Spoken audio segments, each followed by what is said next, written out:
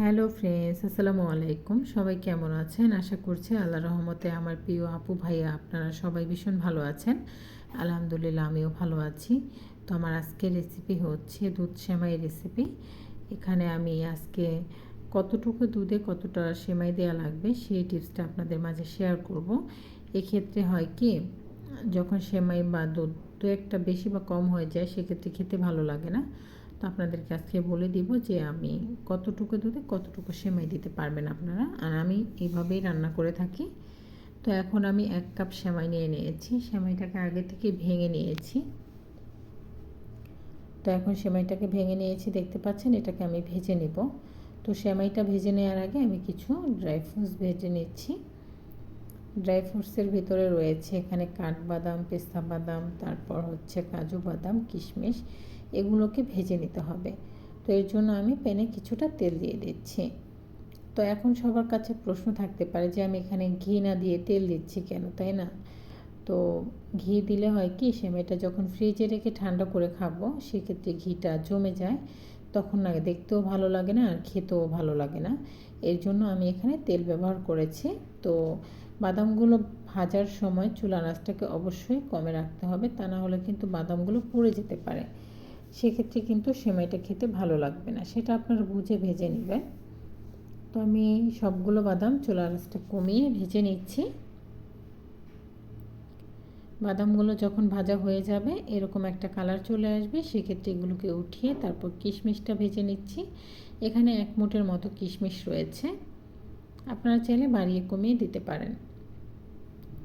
তো সবগুলো dry fruits যখন ভাজা হয়ে যাবে, তারপরে আমি এখানে সেমাইটা ভেজে নিব। এখন কাঠবাদাম কুচিটা ভেজে নিচ্ছি। এই সব বাদাম দিলে আর কিশমিশটা ভেজে দিলে কিন্তু সেমাইটা খেতে আরও বেশি ভালো লাগে। আপনারা চাইলে এটা স্কিপও করতে পারেন, কোনো সমস্যা নেই। তো সবগুলো ভাজা হয়ে গেছে, এখন এগুলোকে সাইডে রেখে দিচ্ছি। আর এখন চুলায় আরও কিছুটা তেল দিয়ে দিচ্ছি প্যানে। তো এটা দিয়ে তারপর এখন আমি সেমাইগুলোকে ভেজে নিব। সেমাই ভাজার ক্ষেত্রেও কিন্তু আপনাদেরকে একেবারে চুলার আঁচটা কমিয়ে রাখতে হবে, মাঝামাঝি রেখে এটাকে ভেজে নিতে হবে, তা না হলে কিন্তু সেমাইগুলোও পুড়ে যাওয়ার সম্ভাবনা থাকে। যেহেতু একটা খাবার তৈরি করছি, সেটাকে কিভাবে ভালোভাবে রান্না করা যায় সেক্ষেত্রে খেয়াল রেখে তারপর এটাকে রান্না করে নিতে হবে, যাতে পুড়ে না যায় বা মিষ্টি কম না হয়, লবণটা একটু বেশি না হয়ে যায়, সেসব খেয়াল রাখতে হবে। তো সেমাইটা ভাজা হয়ে গেছে, এটাকে তুলে নিয়েছি। এখন এখানে আমি 1 লিটার, তারপর দিয়ে দিচ্ছি আরও 1 কাপ দুধ, মানে এখানে 1.25 লিটার দুধ রয়েছে। দুধটাকে আমি কিছুক্ষণ রান্না করে নিচ্ছি। তারপর এখানে 1/3 কাপের মতো দিয়ে দিয়েছি গুঁড়া দুধ, মানে পাউডার মিল্ক। এটা দিলে সেমাইটা খেতে আরও বেশি ভালো লাগে। দিয়ে দিচ্ছি এখানে 5 থেকে 6টির মতো এলাচ। আমি এলাচগুলো বেশি দিয়েছি, কারণ হচ্ছে এলাচের মুখটা ফাটিয়ে দিচ্ছি না, যাতে করে মুখটা ফাটিয়ে দিলে বীজগুলো বের হয়ে যায়, তখন সেমাই খেতে নিলে তাতে পরে সেক্ষেত্রে ভালো লাগে না। এর জন্য আমি এলাচগুলো বেশি দিয়েছি, যাতে করে এর সুঘ্রাণটা একটু বেশি হয়, ছড়ায়, এর জন্য আর কি। আপনারা চাইলে মুখটা ফাটিয়ে দিতে পারেন। দিয়ে দিচ্ছি একটি তেজপাতা, একটু দালচিনি। এগুলো দিয়ে খুবই সুন্দরভাবে এটাকে কিছুক্ষণ রান্না করে নিচ্ছি।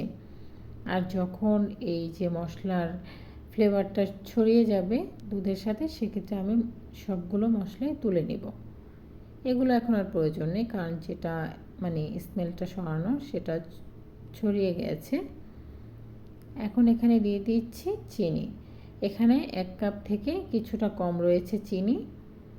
1.25 লিটার দুধের জন্য এই চিনিটাই পারফেক্ট ছিল, তো আপনারা চাইলে কমিয়ে বাড়িয়ে অ্যাড করতে পারেন।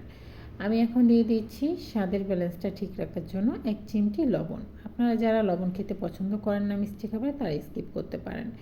তো এখন অনেক সময় দুধটা জাল করে ঘন করে নিয়েছি, এখন ভেজে রাখা সেমাইটা দিয়ে দিচ্ছি। যতক্ষণ না পর্যন্ত সেমাইটা সেদ্ধ হয়ে যাচ্ছে, আমি ততক্ষণ পর্যন্ত এটাকে রান্না করে নেব। সেমাই যখন সেদ্ধ হয়ে যাবে, আপনারা বুঝতেই পারবেন যে সেমাইটা কীরকম সেদ্ধ হয়েছে। সেক্ষেত্রে সেমাই সেদ্ধ হওয়ার পরে এটাকে চুলা থেকে নামিয়ে নিতে হবে। খেয়াল রাখতে হবে দুধটা যেন বেশি শুকিয়ে না যায়, তাহলে কিন্তু আবার দেখবেন যে এটা ঠান্ডা হওয়ার পর জমাট বেঁধে গেছে। এই পর্যায়ে নামিয়ে নিতে হবে, তাহলে এটা পারফেক্ট ঠিক থাকবে। তো এখন এটাকে আমি সার্ভিং প্লেটে নিয়ে নিচ্ছি। আমি যেরকম পাতলা নামিয়েছি, মানে দুধটা যেরকম লিকুইডই ছিল, ওই পর্যায়ে নামিয়ে নেবেন। এটা ঠান্ডা হওয়ার পর কিন্তু আরও কিছুটা একটু ঘন হয়ে যাবে। এই তো দেখতে পাচ্ছেন কীরকম পর্যায়ে আমি এটাকে নামিয়ে নিয়েছি। আশা করছি আপনাদের কাছে সহজ সেমাই রেসিপি ভালো লেগেছে। তো আমি 1 কাপ দুধের জন্য 1 কাপ সেমাইয়ের জন্য আমি এখানে 1 লিটার দুধ নিয়েছি, আর এখানে 1/3 কাপের মতো দিয়ে দিয়েছি পাউডার মিল্ক। সেটা বুঝে আপনারা আমার টিপস ফলো করে রান্না করবেন, অবশ্যই পারফেক্ট সেমাইটা রান্না হবে। এতে করে সেমাই বেশি হবে না, দুধও বেশি হবে না, খেতেও ভালো লাগবে। এখন উপর থেকে ভেজে রাখা কিশমিশ, কাজু বাদাম, পেস্তা বাদাম, কাঠবাদাম এগুলোকে ছড়িয়ে দিচ্ছি। পরিবেশনের জন্য এটা তৈরি। এটা পারফেক্টভাবে তৈরি হয়েছে। এখন আপনারা এটাকে পরিবেশন করতে পারেন, কোনো সমস্যা নেই। তো আজকে এ পর্যায়ে এখানে বিদায় নিয়ে নিচ্ছি। আশা করছি আমার পাশে থাকবেন। যদি ভিডিও ভালো লাগে অবশ্যই আমার চ্যানেলটিকে সাবস্ক্রাইব করবেন, নিয়মিত আমার ভিডিওগুলো দেখবেন, আর বেশি বেশি করে ফ্রেন্ডস অ্যান্ড ফ্যামিলির সাথে শেয়ার করতে ভুলবেন না। আসসালামু আলাইকুম। ভালো থাকবেন সবাই। আপনাদের ঈদ ভালো কাটুক এবং আপনারা সবাই সুস্থ থাকেন সেই কামনাই করছি। আবার পরবর্তী ভিডিও নিয়ে হাজির হয়ে যাওয়া, আপনারা সবাই ভালো থাকবেন, আর ভিডিওটিতে অবশ্যই একটি লাইক দিয়ে দেবেন।